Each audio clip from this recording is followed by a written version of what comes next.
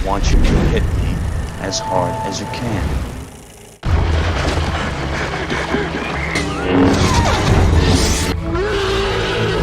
So unnecessary. A director who was thought to be past his prime. Scenes that attempt to get laughs out of the deaths of adorable animals. A lead actor who was very nervous about his comedic performance. Reshoots resulting from negative test screening reactions. It sounds like a recipe for disaster. But this is actually the story of the hit comedy, A Fish Called Wanda. The movie we're looking at in this episode of Revisited. Thanks for watching Revisited. Please like this video and click on the bell to receive notifications for our latest videos. Now, back to the show.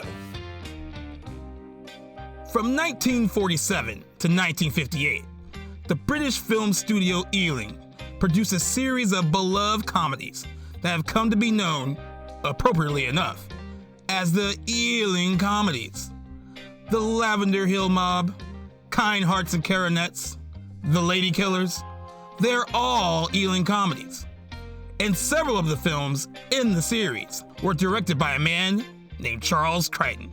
Actor John Cleese, best remembered for his work in the Monty Python comedy troupe, didn't get into the entertainment business until a decade after the Ealing comedies had come to an end. But pretty much from the moment he started acting, he began hoping to team up with Crichton on their own comedy feature. It just took them a while to get their movie into production. About 20 years, in fact. Cleese and Crichton worked together on some TV projects in the 70s and early 80s, but they didn't start crafting the story for their movie until 1983. And when the brainstorming began, they only had two ideas. Cleese wanted to have a scene in which a stuttering character has to deliver some important information.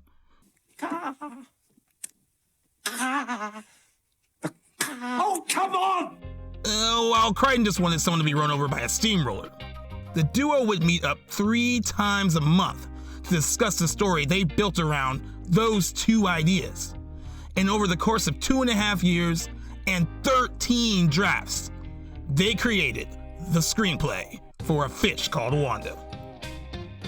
Several of the characters in the film are thieves who have gathered together in London to pull off a diamond heist worth £13 million.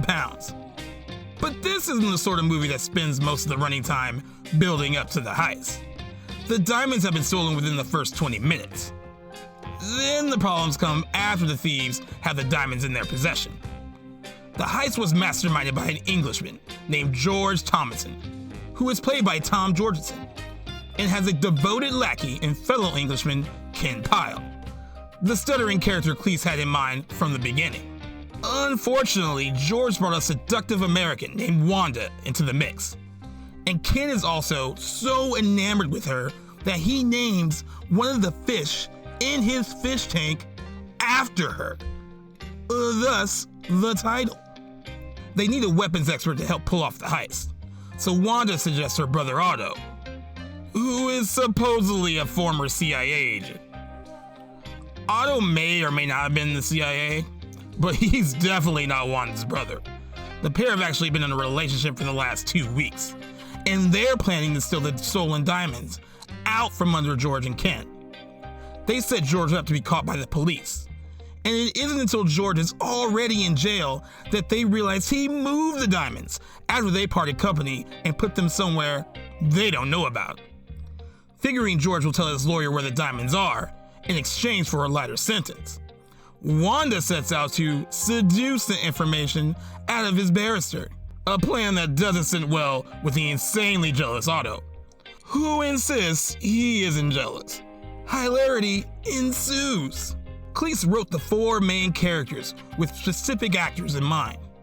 He would take on the role of the barrister named Archie Leach, which happened to be the real name of iconic actor Cary Grant. He envisioned Jamie Lee Curtis, who he had seen in Trading Places, as Wanda. He wrote the role of the high-strung moron Otto for Kevin Kline after seeing him in Sophie's Choice and working with him on Silverado. And Ken Pyle was a perfect character for his old Monty Python cohort, Michael Palin, to play. It's no shock that Cleese got exactly the cast he wanted. Even though Curtis thought it was a mistake when she heard he wanted to get in contact with her. She assumed he'd rather collaborate with her husband, Christopher Guest, since he had co-written and starred in the 1984 comedy classic, This Is Spinal Tap. Cleese wanted to work with Curtis instead, but did make an appearance in Guest's film, The Big Picture, the year after A Fish Called Wanda was released. The only collaborator Cleese brought to the table to be met with resistance from the studio was the one the project had originated with, Charles Crichton. Not only was the studio concerned about Crichton's directing ability, since he hadn't made a theatrically released movie since 1965, but they were also worried about his age. Crichton would turn 77 in the midst of production. Just in case the director was too rusty or was to drop dead on set, they had Cleese take on the uncredited job of co-director, making this his feature directorial debut. Although he didn't have to do much, since Crichton proved to be competent and in good health. This was fine with Cleese, who admitted he didn't know anything about directing anyway. With Crichton at the helm, A Fish Called Wanda was shot in just 4 weeks, and it came together so well that it's considered to be one of the best comedies ever made. Cleese named his character Archie Leach because he figured this would be the closest he'd ever get to playing a Cary Grant type of role. What's surprising is that he basically gave himself the straight man role in the film, and that even came as a surprise to Cleese himself. When the cast got together for a read-through of the script before filming began, all of the characters and performances worked, except for Cleese's read of Archie. He came to realize that he couldn't try to push the character over the top to make him funnier than he was on the page, but instead had to step back and be a more grounded character in the middle of the madness caused by Kline and Palin's characters. Which isn't to say that Cleese doesn't get any laughs in the movie, just that his comedic moments are more low-key than the antics around it. I'm Harvey Manfred Johnson. I'm with the CIA. CIA? Archie is a stuffy fellow with a soul-crushing home life. He's married to a woman who barely pays any attention to him, and they have a spoiled teenage daughter, played by Cleese's own daughter, Cynthia. So when Wanda shows an interest in him, he doesn't realize he's being tricked in a quest to find the diamonds. He just immediately falls head over heels. This puts him into some bad situations that are very amusing to watch play out, including a few scenes where people walk in on him while he's trying to romance Wanda. He happens to be completely nude in one of those scenes, and Cleese wasn't originally supposed to be the character who was caught naked. He had initially written the scene for Wanda.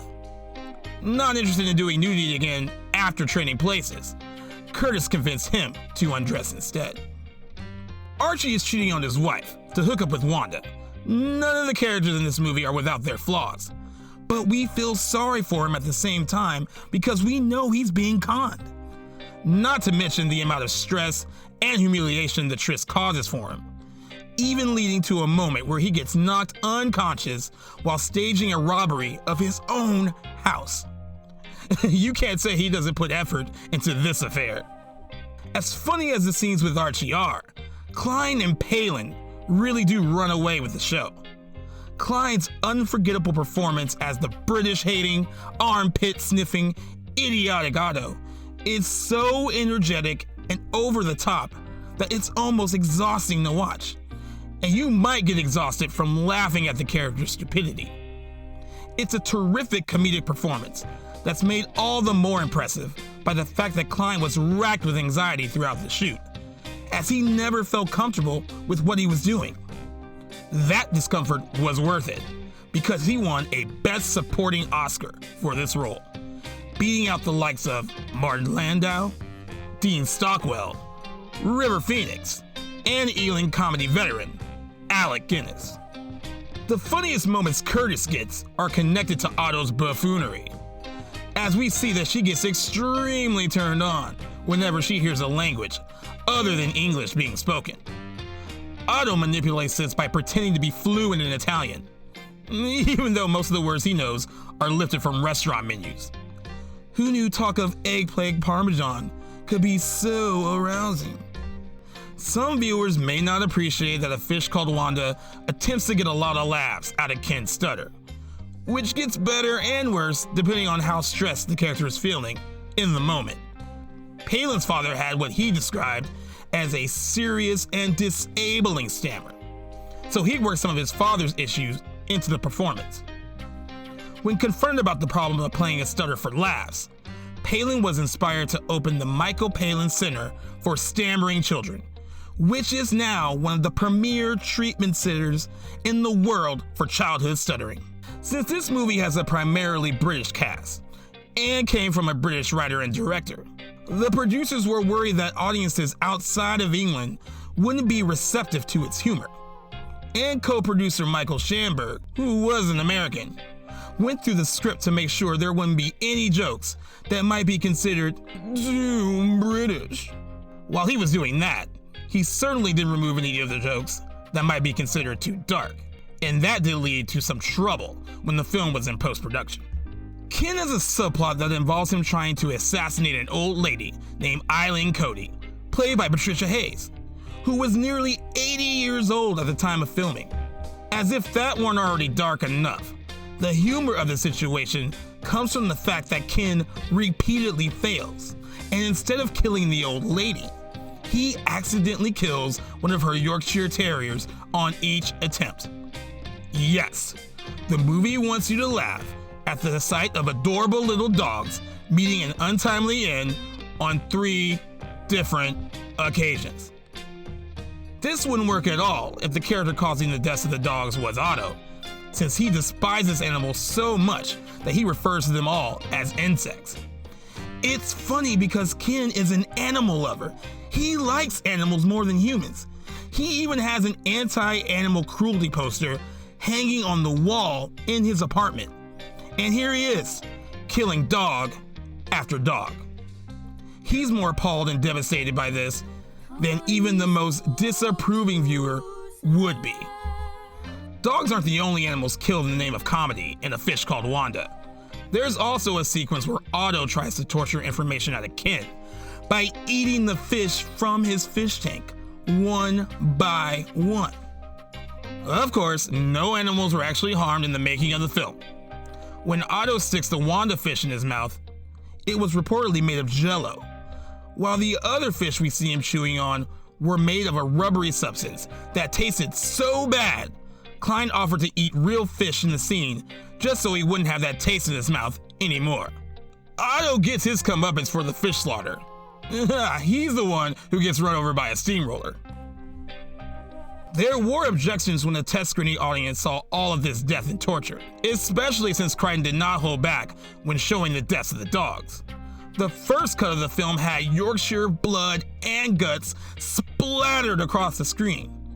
Viewers were so disgusted, the crew had to go back for reshoots to tone down the way the deaths were presented, making them more cartoonish.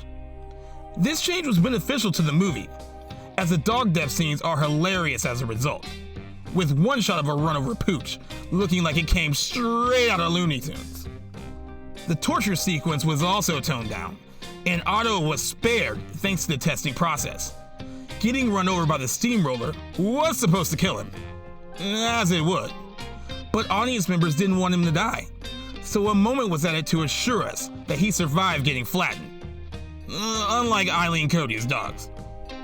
The most surprising request made by people who saw the test screening was that they wanted a happily ever after ending for Archie and Wanda. Although Wanda was just trying to get information out of Archie, and it's played that way for most of the movie, the audience actually fell for Wanda's act, along with Archie, and decided their relationship needed to be real. A couple of changes were made to twist the situation in that direction. But Curtis was not happy about this, feeling like they were whipping out by giving Archie a happy ending. An ending where we know Archie is going to get screwed over as soon as the credits start rolling seems more fitting for the movie than the one it ended up with. But at least they made the test screening audience happy.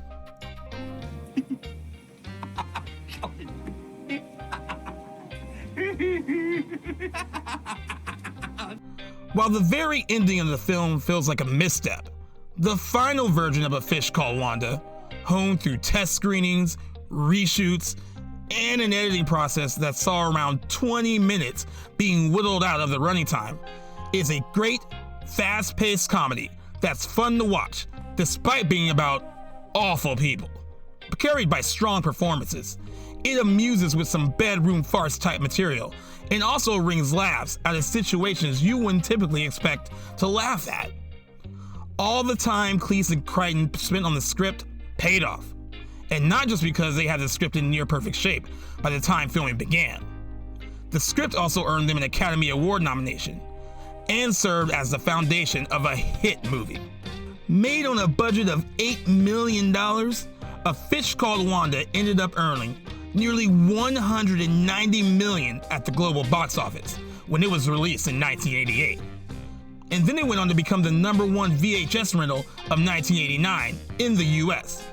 In addition to all the financial success, it also received a lot of critical praise, and then started racking up the award nominations. Charles Crichton, the director the studio had been worried about before production began, was nominated for Best Director at the Academy Awards. But the only Oscar the movie won went to Kevin Kline. There were also Golden Globe and BAFTA nominations, and not just for the leads. Maria Akin received a BAFTA nomination for her role as Archie's wife, Wendy. She didn't win in her category, but Cleese and Palin both won BAFTA awards. Over the years, A Fish Called Wanda has been featured on multiple lists of the best comedies of all time, including lists published by the American Film Institute, the British Film Institute, Premiere Magazine, and Empire. But perhaps the greatest honor the film has ever been given is the fact that it actually caused the man to laugh himself to death.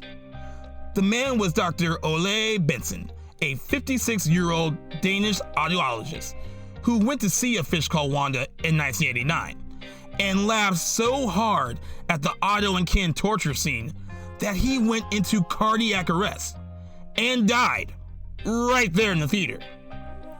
As part of the torture, Otto sticks fries, or chips as they're called in England, into Ken's nostrils, and the sight of this was reportedly what sent Dr. Benson over the edge, as it reminded him of a time he and his family goofed around and stuck cauliflower in their nostrils at the dinner table.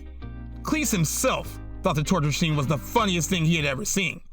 I'm going to call her Lunch. Hello, Lunch. Hello. The filmmakers considered getting in contact with Benson's family and asking if they could mention his death in the marketing, but they ultimately decided it would be in poor taste. And the movie did just fine without capitalizing on the fact that it caused someone to laugh themselves to death. With all this success, it makes sense that there was a follow-up, of sorts. The 1997 film Fierce Creatures isn't a sequel, but it did bring John Cleese, Michael Palin, Kevin Kline, Jamie Lee Curtis, Maria Akin, and Cynthia Cleese back together. Charles Crichton sat that one out, having retired in 1988.